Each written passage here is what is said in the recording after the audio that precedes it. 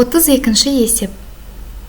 45 көбейту 56 қосылған 45 көбейтілген 14, оны бөлеміз 70 көбейтілген 72-ге. Енді былай қарайық.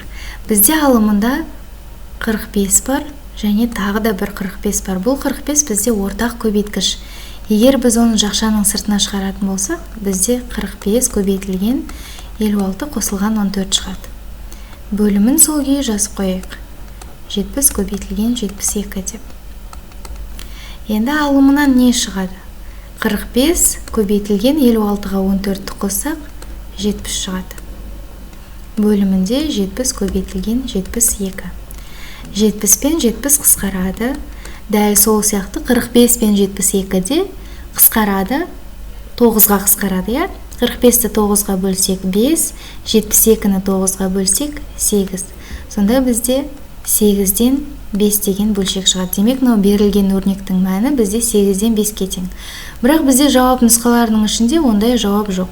2-ден 1 ол 8-ден 5-ке мүлдем келмейді. 1-ден сыз тастасақ болады. 1,5-тен 2-де ол сәйкес келмейтін бөлшек. 4-тен 3-ті көрейік. 4-тен 3-ті егер 2-ге көбейтсек екеуін, онда ол бізде 8-ден 6 болады. Яғни ол бізге келмейді.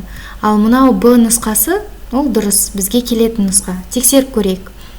Бұл жерде 0,1000-нан 625 ол ондық бөлшек түрінде жазылған, 8-ден 5-ті мыңдық бөлшекке, ондық бөлшекке айналдыру үшін біз оны 125-пен толықтырамыз, яғни 1000-ға дейін толықтырамыз. 125-ті 8-ге көбейтсек 1000 болады. 5-ті 125-ке көбейтсек ол 625 болады.